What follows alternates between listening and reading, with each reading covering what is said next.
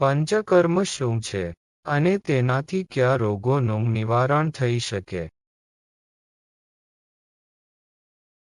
શરીરને તેના દોષોમાંથી મુક્તિ અપાવવા તેની શુદ્ધિ માટે આયુર્વેદમાં દર્શાવેલી 5 ક્રિયાઓ.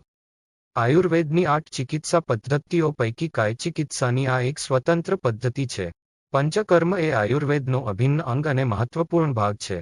પંચકર્મ બીમારીઓમાંથી દર્દીને મુક્તિ અપાવે છે. પંચકર્મોમાં 1. વામનકર્મ, 2. વિરેચનકર્મ, 3. બસ્તિકર્મ, 4. નસ્યકર્મ અને 5. રક્તમોક્ષણકર્મનો સમાવેશ થાય છે. 1. વામનકર્મ. વામનકર્મમાં મુખ વાટે દવા આપીને દર્દીને ઉલટી કરાવવામાં આવે છે. ઉલટી દ્વારા કફદોષ કે પિત્તદોષમાંથી શરીર મુક્ત થઈ તેની શુદ્ધિ થાય છે. ખાંસી, દમ, અજીર્ણ, મંદાગ્નિ, વિષભક્ષણ વગેરેમાં વામનકર્મ ઉપયોગી છે. 2. વિરેચનકર્મ. વિરેચનકર્મ એટલે મુખ દ્વારા એરંડીઓ, હરડે, ત્રિફળા, ગરમાળો વગેરે વિરેચક ઔષધો દર્દીને પાણી, દૂધ વગેરે સાથે આપી તેની ઉત્સર્ગ ક્રિયા દ્વારા ઉદરશુદ્ધિ કરાવવી તે.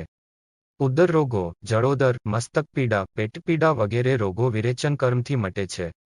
3. બસ્તિકર્મ. બસ્તિકર્મ એટલે ગુદા દ્વારા ઘી, તેલ, એરંડીઓ જેવા સ્નિગ્ધ પ્રવાહીને આંતરડામાં દાખલ કરીને તેની શુદ્ધિ કરવામાં આવે તે. તેનાથી કબજિયાત, મૂત્રાશયના રોગો, સ્ત્રીઓના ગર્ભાશયના રોગો, વાયુના રોગો વગેરે મટે છે.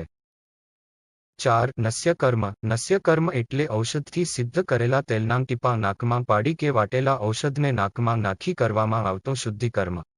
એનાથી મસ્તકના, આંખના અને ગળાના રોગો મટે છે. 5. રક્તમોક્ષણકર્મ. રક્તમોક્ષણકર્મ એટલે શરીરમાં રહેલા દૂષિત લોહીને જળો વડે અથવા લોખંડના ધારદાર સાધનથી નસ વગેરેનો છેદ કરીને બહાર કાઢી કરવામાં આવતો શુદ્ધિકર્મ. ત્વચાના રોગો, ઝેરી પ્રાણીના દંશ વગેરે રક્તમોક્ષણથી મટે છે. આયુર્વેદમાં શરીરની શુદ્ધિ માટે પંચકર્મ સારવારનું વર્ણન કરવામાં આવેલું છે. આયુર્વેદના સિદ્ધાંત મુજબ શરીરને સ્વસ્થ રાખવા માટે વાત, પિત્ત અને કફ આ 3 દોષનું સંતુલિત રહેવું જરૂરી છે. તેમાંથી કોઈ પણ એક દોષનું પણ અસંતુલિત હોવાથી શરીરમાં ઝેરીલા રોગકારક તત્વનું નિર્માણ થવાથી શરીર બીમાર પડી શકે છે.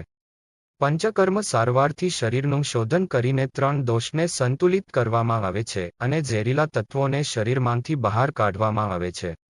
આયુર્વેદ માત્ર સારવાર પદ્ધતિ જ નથી. આયુર્વેદનો અર્થ છે જીવન જીવવાની સાચી રીત.